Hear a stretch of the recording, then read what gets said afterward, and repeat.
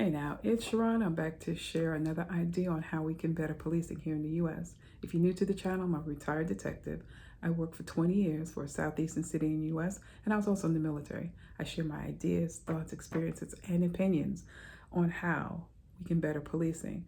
And I'm not saying get rid of it. I'm saying retool, restructure on an individual basis because we see with what's going on with ICE and they're untrained.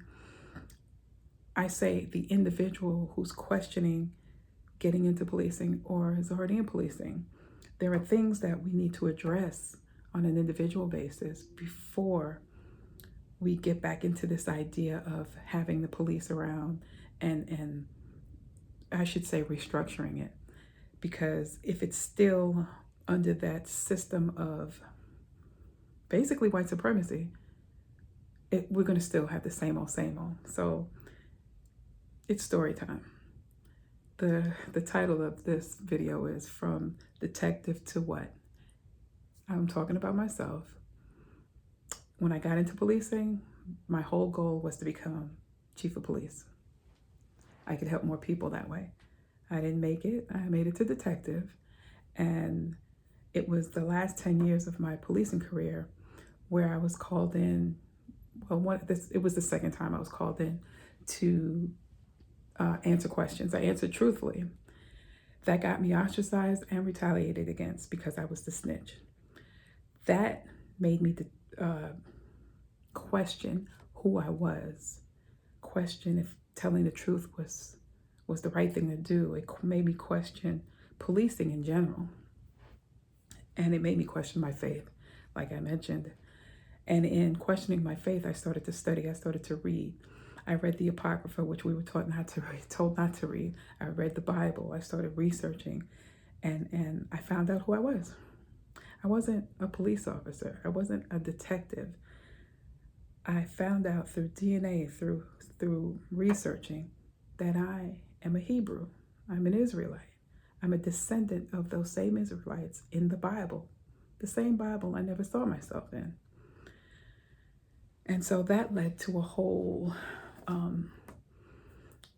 identity awakening, if you will. Yeah, the identity awakening. And so I started to address people and approach people differently in the last 10 years of my policing. I was always respectful, but I saw past the incident that brought me there. I talked to people trying to get to know them. I would get into the neighborhood and just volunteer to do some things in the neighborhood just to get to know folks.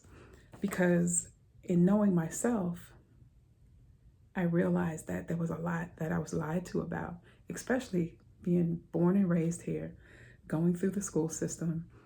We were taught a lot of lies and myths.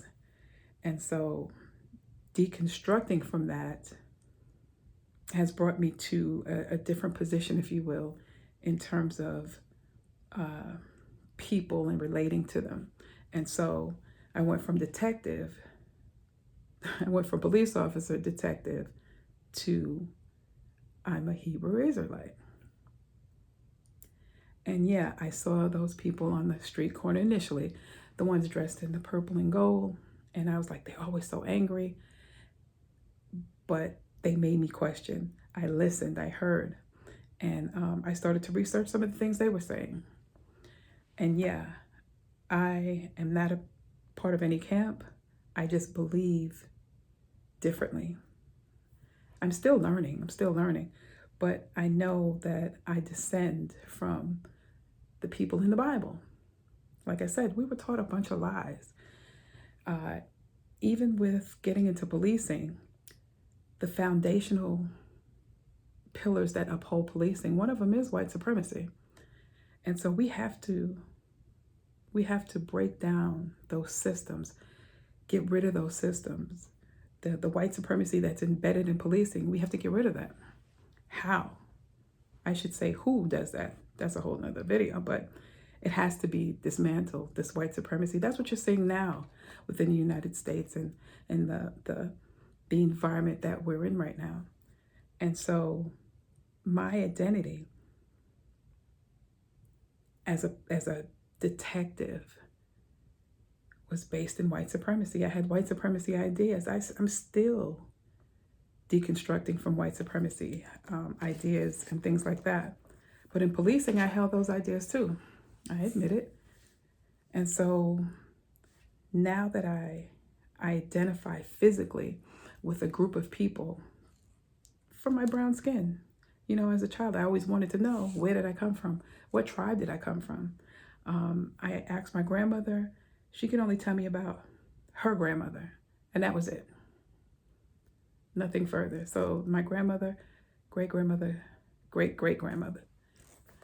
Those are the only two I know about. I know their names and that's it. And so I know that my family came to this side of the world as slaves. I do know that part now. I know through DNA where some of my family migrated from and came from. And I know through revelation that I share in my book. There it is right there. That I am a part of the Israelites. So I just want to share that little bit with you. I went from policing, being a detective, retiring, not getting into any specific job description, if you will. I'm currently a substitute teacher for little tiny people. But I now know who I am spiritually and physically, where I come from. And that takes a weight off your shoulders. A weight off my shoulders.